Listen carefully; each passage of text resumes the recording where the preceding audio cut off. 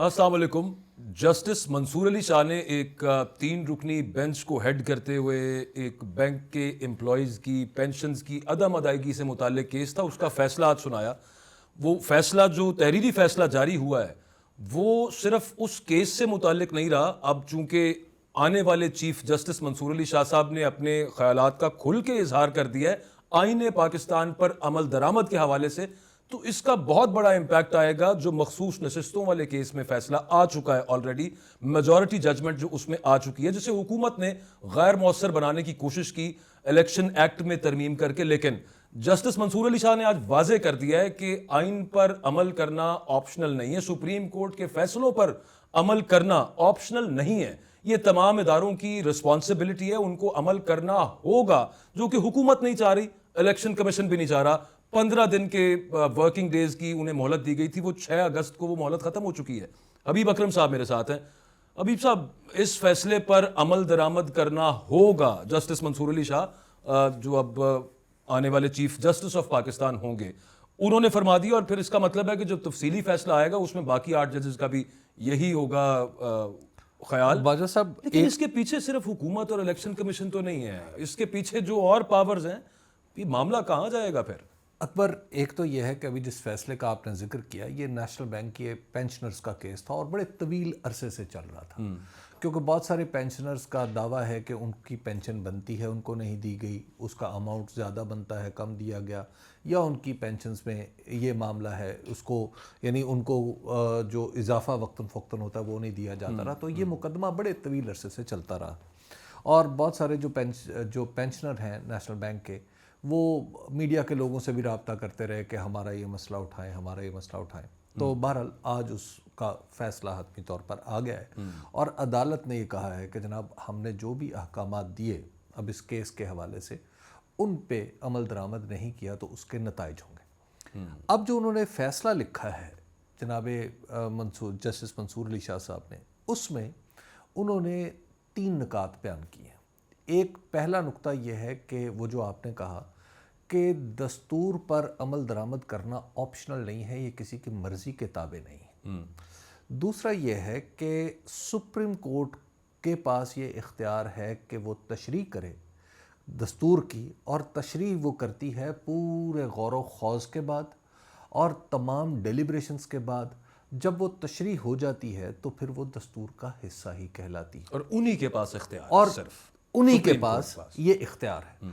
और तीसरी बात उन्होंने की है कि अदालत का हुक्म मानना, सुप्रीम कोर्ट का हुक्म मानना, ये भी किसी के मर्ज़ी के ताबे नहीं है, किसी मसलहत का तकाजा इसमें नहीं देखा जाएगा। बिल्कुल, इसमें सादा सी बात है कि जो अदालत ने हुक्म दिया उसके सामने सरे तस्लीम को खम करना पड़ेगा। और आपने ना माना तो आप आईनी ढांचे को मुतासिर करेंगे। तो आप आईनी ढांचे को मुतासिर करेंगे। और उन्होंने एक बहुत ही उम्दा इसमें दलील दी है कि अदालत के फ़ैसले पर अमल दरामद न करने की सूरत में कंटेम्प्ट ऑफ कोर्ट है। कंटेम्प्ट ऑफ कोर्ट का जवाज़ उन्होंने आज मुहैया किया है कि अगर आप नहीं करेंगे तो फिर कंटेम्प्ट ऑफ कोर्ट भी लगेगी। अब इसको हबीब साहब जी गन निकाल के टेबल पर रख ली। हाँ, आप यूँ कह लें। देखिए, इसमें जो अब ये तो फ़ैसला ज़ाहिर है एक और मुकदमे का है, लेकिन सुप्रीम कोर्ट का जो भी फ़ैसला हो वो फिर एक उसूल भी वज़ा करता है, और अब ये उसूल बाकी तमाम जगहों पर भी लागू होगा। बिल्कुल ठीक। और ये उसूल कोई मंसूर अली शाह साहब ने नया नहीं दरियाफ्त किया। पाकिस्तान की तारीख़ के अंदर बहुत सारे मुकदमात ऐसे हैं जिसमें न सिर्फ जिनको यानी जिसमें ये बिल्कुल वाज़े किया है कि अदालत तयशुदा उसूल है, तो उन्होंने इसको सिर्फ एक दोबारा कह दिया है, दोबारा लिख दिया, रीइटरेट किया जी। बस। अब चूँकि ख़ास माहौल में किया है कि जो मखसूस नशिस्तें और पीटीआई का जो फैसला आया है 12 जुलाई का, चूँकि उस पर अब तक अमल दरामद नहीं हुआ, तो इसलिए इस फैसले की अहमियत बढ़ गई।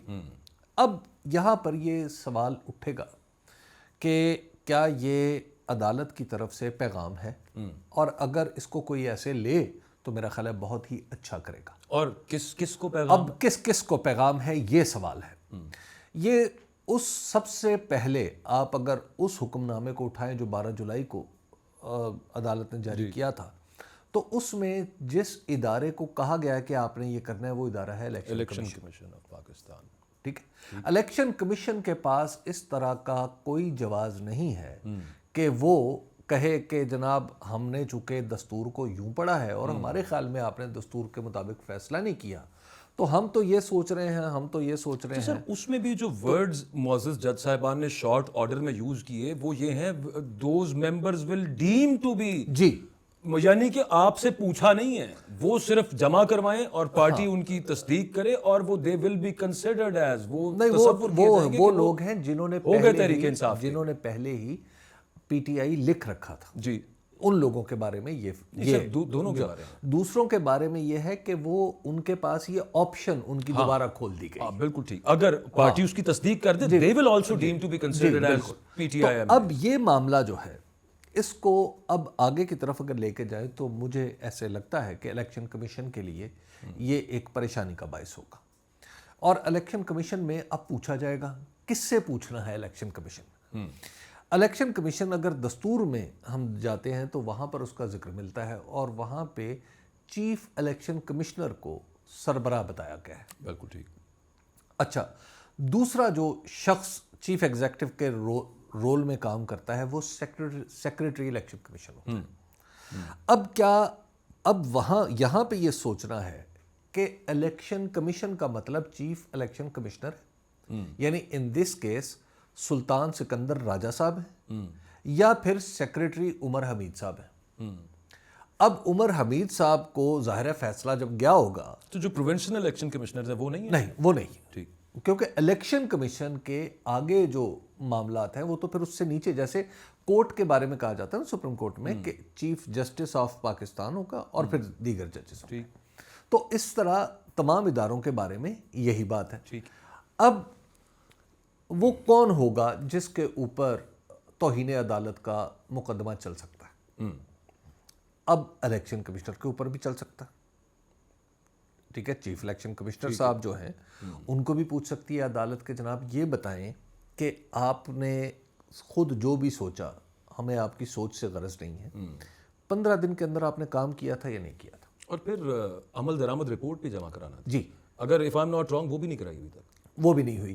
اچھا, اب انہوں نے کہا جی کہ ہم نے تو پوچھا ہے کہ ہمیں تو یہ سمجھ نہیں آ رہا فیصلہ, وہ جس طرح قرآن مجید میں آتا ہے نا کہ کہا کہ گائے کو ذبح کریں, تو موسیٰ علیہ السلام نے اپنی قوم کو سے کہا تو انہوں نے اس کی طرح طرح کی نشانیاں پوچھنا شروع کر دیں کہ جناب اچھا یہ بتائیں موسیٰ کہ آپ رنگ اس کا کیسا ہوگا, یہ بتائیں عمر کیسی ہوگی, قد کیا ہوگا, وغیرہ وغیرہ وغیرہ. تو انہوں نے الٹیمیٹلی جب وہ سنتے گئے حضرت موسیٰ علیہ السلام تو اللہ تعالیٰ نے گائے کو اسپیسیفائی کر دیا, اور ظاہر ہے وہ کوئی ایسی گائے ہوگی جو اس کو وہ ذبح نہیں کرنا چاہتے ہوں گے.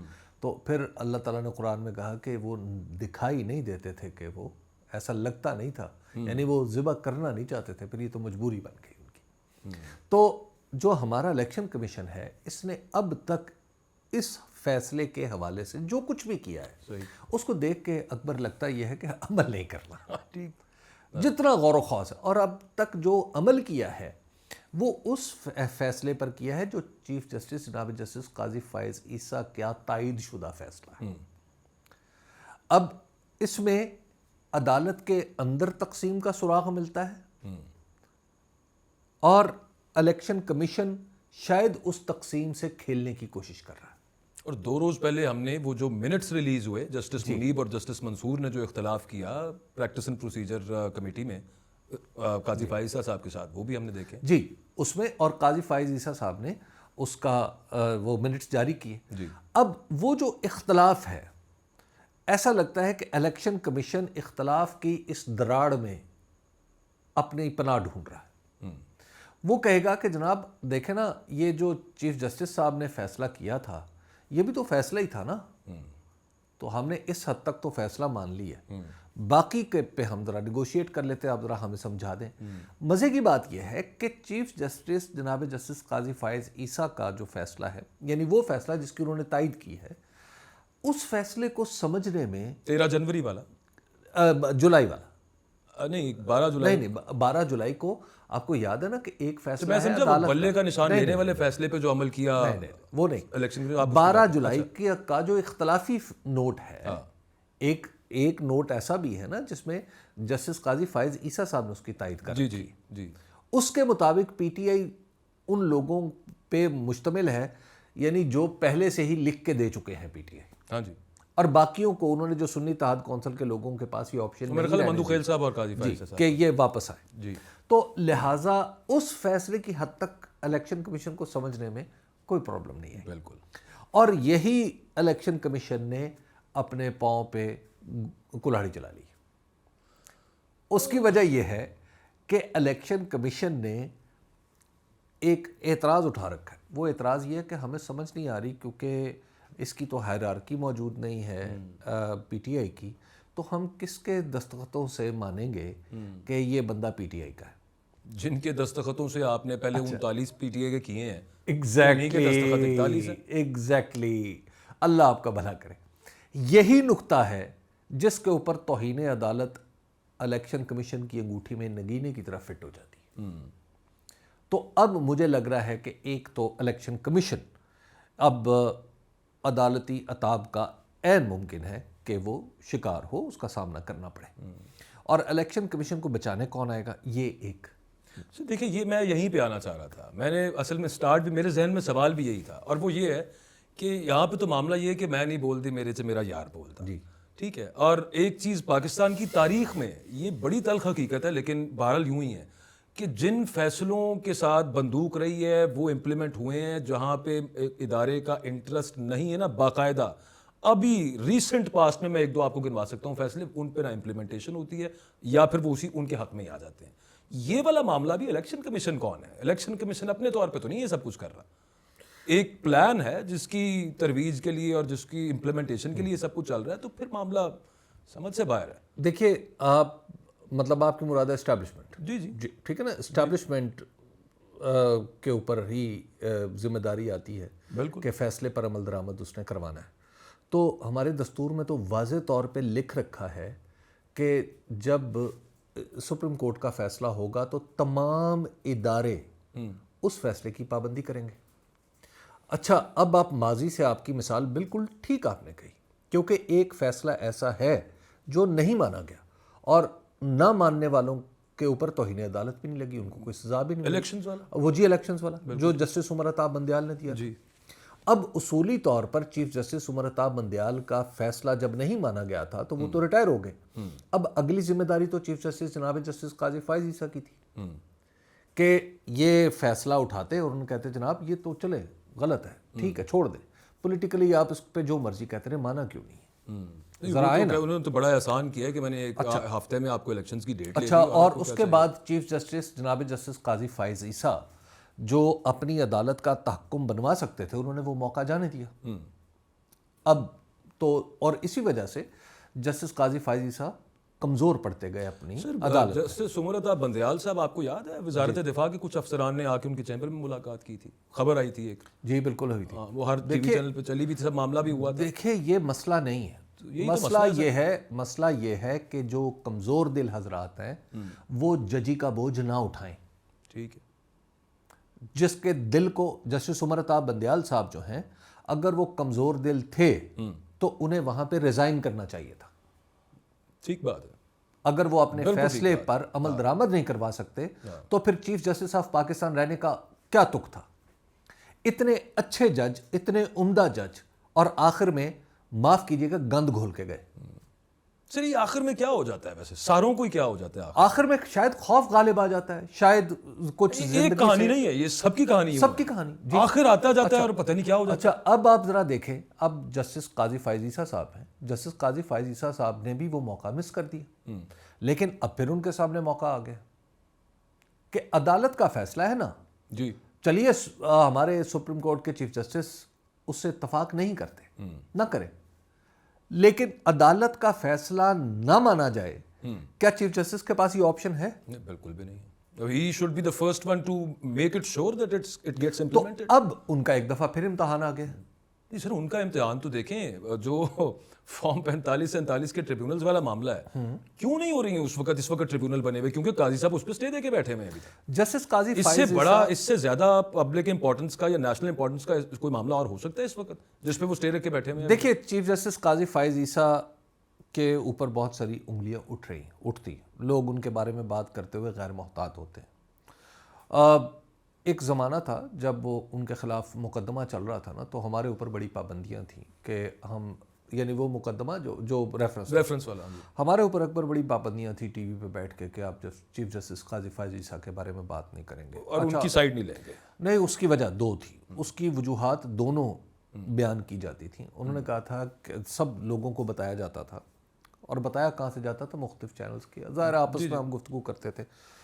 میں یہ بات اتنے لفظوں میں اس لیے بیان کر رہا ہوں کہ مجھے ڈر یہ ہے کہ کسی وقت قاضی صاحب بلا لیں تو پھر میں کیا کہوں گا، ٹھیک ہے؟ تو اس لیے میں کسی کا نام نہیں لے رہا۔ قاضی صاحب سے یہ پوچھنا کہ قاضی صاحب آپ نے کیوں ابھی تک سٹے اس پہ برقرار رکھا ہوا؟ قاضی صاحب آپ ابھی وہ جو ملٹری کورٹس والا معاملہ ہے اس میں جو ایک اچھا بڑ پھنسے آپ اس پہ کیوں ابھی تک بیٹھے تو ہیں؟ اس وجہ سے مطلب یہ سوال اگر مجھے تو موقع ملے تو پوچھنا چاہیے تو قاضی صاحب سے۔ خیر اس وقت ہمیں یہ بتایا ہمیں، اور ہم سب تقریباً اس بات پہ متفق تھے کہ قاضی صاحب کا اگر قاضی صاحب کے ساتھ چلیں جی تو جنرل فیض ناراض ہوں گے، جنرل قمر جاوید باجوہ ناراض ہوں گے، اور اگر قاضی صاحب کے خلاف چلیں تو عین ممکن ہے قاضی صاحب ناراض ہو جائیں، اور کل کو جناب انہوں نے بھی ہاتھ میں قلم پکڑا ہو اور ہم آگے آگے ہوں اور قاضی صاحب پیچھے پیچھے ہوں۔ یہ ڈر لگتا تھا اس وقت دونوں صورتوں میں، اور بڑوں کی لڑائی میں میرا خیال ہے طرز عمل نیوٹرلٹی ہی ہے، دور کھڑے رہیں۔ وہ تو اس وقت سارے ہم دور کھڑے ہوئے تھے، آج بھی دور ہی رہتے ہیں، ہمیں پتہ ہے عدالت کے بیچ میں کیا کچھ چل رہا ہے، لیکن دور ہی رہتے ہیں۔ دیکھیے اب قاضی صاحب کے پاس اگین میں نے آپ کو ایک دن کہا تھا، اور آپ نے کہا تھا آپ اس کو نہیں مانتے، وہ لیگیسی میں، دیکھیے نہ ہو، نہ ہو، مجھے سر تھوڑے دن رہ گئے ہیں اس کے بعد، لیکن آپ ایک خاص پروگرام نہ صرف لیگیسی پہ، لیکن آپ یہ دل میں یہ ضرور سوچئے کہ لیگیسی کی خواہش تو کہیں نہ کہیں ہے اس خاندان میں۔ ابھی وہ زمین جو دی زیارت میں، جی جی جی جی 7 کنال اور کچھ مرلے، جی وہ جو زمین دی وہ بھی تو اسی طرح کی ہے نا کہ 14 اگست کو دی، اور پھر وہ خط آ گیا، پھر خط مخصوص لوگوں کے پاس چلا گیا جو جیسے چلے جاتے ہیں۔ ہاں sir, as a chief justice of Pakistan ان کی لیگیسی اپنی خاندانی زمین حکومت پاکستان کو دینا نہیں، یا ریاست پاکستان کو دینا نہیں، ان کے فیصلے ان کی لیگیسی۔ جی ان کے فیصلے، اصل بات تو یہ ہے کہ ان سے توقع انصاف کی ہے۔ بہرحال بات دوسری طرف چلی جائے گی۔ دیکھیے اب قاضی صاحب کے پاس یہ فیصلہ، آپ پہلے وہ فرما رہے تھے کہ جب ریفرنس آیا تھا تو اس وقت جو محتاط، جی تو ریفرنس جو آیا تھا نا تو ہم بڑے محتاط تھے، تو آج بھی اسی احتیاط کا میں سمجھتا ہوں کہ تقاضا ہم سے ہونا چاہیے۔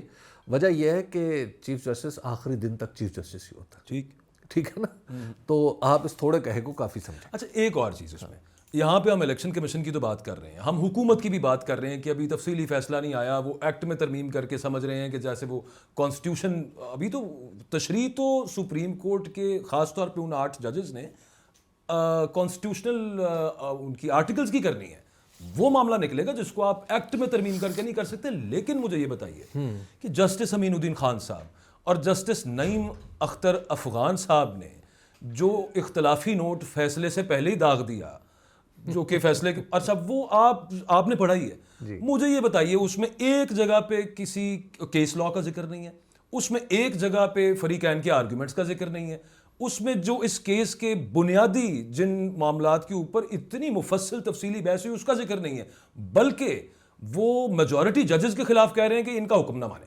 یار یہ آپ دیکھیے نا، آپ الیکشن کمیشن کو کہہ رہے ہیں، پہلے تو وہ 2 جج صاحبان موجود ہیں۔ میری رائے تو اس فیصلے کے بارے میں یہ ہے کہ وہ فیصلہ یا اس کے کچھ الفاظ شاید ان جج صاحبان کے خلاف استعمال ہو سکتے ہیں، سر اس کی ایکسپلینیشن آنی چاہیے۔ وہ اگر ان جج صاحبان کو خدا نخواستہ کہیں پیش ہونا پڑے، یعنی اپنی اس فیصلے کا جواب دینا پڑے، تو یہ فیصلہ جو ہے وہ ان کے خلاف ایک مقدمے کی صورت اختیار کر سکتا ہے، لیکن اس فیصلے میں وہ فیصلہ ایک اختلافات کا اظہار ہے، بس اس سے زیادہ اور کچھ نہیں سر موقع فراہم نہیں کر رہا آپ کے خیال میں تو حکومت کو الیکشن کمیشن؟ دیکھیے ہر فیصلہ، ہر جج کا لکھا ہوا کچھ نہ کچھ جو ہے وہ حکومت کو موقع فراہم کرتا رہے گا۔ جسٹس امین الدین خان صاحب کی پھر بات لمبی ہو جائے گی، مجھے ایک آدھا کیس ان کا یاد ہے جہاں پر ریویو کے میٹر کے اندر جو ایک بڑا لمیٹڈ سکوپ ہوتا ہے اس کو تھوڑا سا انہوں نے کھولا تھا، ایکسپینڈ کیا تھا، اور اس وجہ سے کہ مطلب امپلیمنٹیشن ہونی چاہیے، یہ فیڈرل امپلائیز کی وہ جو برطرفیاں ہوئی تھی پھر اس کے بعد ان کو ری انسٹیٹ کیا تھا، اپنے ہی فیصلے سے رجوع کیا گیا تھا، تو وہ بڑا مختلف سٹانس تھا امین الدین خان صاحب کا اس معاملے کے اندر۔ اور اس دفعہ کیا ہوا ہے, مطلب یہ اوپن کوسچن ہی ہے, کیا کہوں اس پہ. ہاں بس اس پہ غور ہی کرتے رہے. اچھا اس میں ساتھ ایک اور چیز بھی ہے, تحریک انصاف نے بھی یہ دیکھیے جو ایکٹ ہے اس کے خلاف جو سپریم کورٹ گئی ہے, منصور علی شاہ صاحب کے اس فیصلے کا اس پہ بھی امپیکٹ آ سکتا ہے. دیکھیے ایک تو یہ ہے کہ جو اس فیصلے میں ہم ذرا پیچھے گفتگو کو کہ اس میں آپ کے خیال میں یا ہم سب کے خیال میں اسٹیبلشمنٹ رکاوٹ ہوگی اس کی امپلیمنٹیشن. جی بالکل. اس سے کیسے نمٹا جائے گا؟ میرا خیال ہے کہ یہ ٹائم ایسا ہے کہ جس میں ہمیں ذہن میں رکھنا چاہیے کہ ہماری عدالت کہہ رہی ہے دستور, اور ہمارے چیف آف آرمی اسٹاف نے بھی حال ہی میں جو گفتگو فرمائی ہے علماء و مشائخ سے, جی اس میں بھی انہوں نے کہا ہے کہ جو آئین کو نہیں مانتا وہ ہم میں سے نہیں. ٹھیک. تو اب یہ دونوں کے کہے ہوئے کا امتحان آ جائے گا, یہ سامنے آ جائے گا, اور میں توقع یہ رکھتا ہوں کہ ہمارے عدلیہ کے اکابر اور فوج کے اکابر جو کچھ کہہ رہے ہیں وہ اس پہ عمل درآمد کر کے دکھائیں گے. جب دستور کی بات آئے گی تو سب کا سر اس کے سامنے جھکا ہوگا. دل سے کہہ رہے ہیں, دل نہ بھی ہو, عدالت نے دل نہیں دیکھنا, عدالت نے ایکشن دیکھنا. نہیں عدالت نے ویسے مجھے وہ جسٹس سجاد علی شاہ صاحب آپ کو یاد ہے, جی ہاں, ان کا ایک میں انٹرویو پڑھ رہا تھا, سہیل وڑائق صاحب نے کیا ہوا ان کا ایک جو کتاب, اچھا خیر اس میں انہوں نے یہ بڑا ان کا ایک فقرہ انہوں نے کہا کہ ہمارے پاس کون سا کوئی جوڈیشل آرمی ہوتی ہے, ہم اس طرح کے فیصلے دیتے ہیں کہ جو امپلیمنٹ بھی ہو جائیں, اس طرح کے نہیں دیتے جو امپلیمنٹ نہ ہو. یہ بھی ایک سوچ ججز میں تب بھی تھی اب بھی ہوتی ہے, یہ بڑا ایزی سا معاملہ تھا. دیکھیے تو پھر آپ جج نہ بنے, پھر آپ فدوی بن جائیں. اس طرح کے جج کو عدالت میں چپڑاس بھی نہیں ملنی چاہیے. ٹھیک. جو اس سے پہلے یہ سوچتا ہو کہ میرا فیصلہ دستور کے مطابق نہ ہو, قابل عمل ہو. بھائی دستور کے مطابق ہونا چاہیے, سمپل سی بات ہے. اور میں آپ کو عرض کروں, سر یہ جو پنچایتیں لگتی میرے ماضی کے کچھ ججوں کے بارے میں میری کنسیڈرڈ اوپینین ہے کہ اگر پاکستان نہ بنتا تو ان لوگوں کو ضلعی عدالت میں چپڑاس نہ ملتی جو بعد میں سپریم کورٹ کے جج بن گئے. ٹھیک بات ہے, یہ میری رائے ہے بالکل.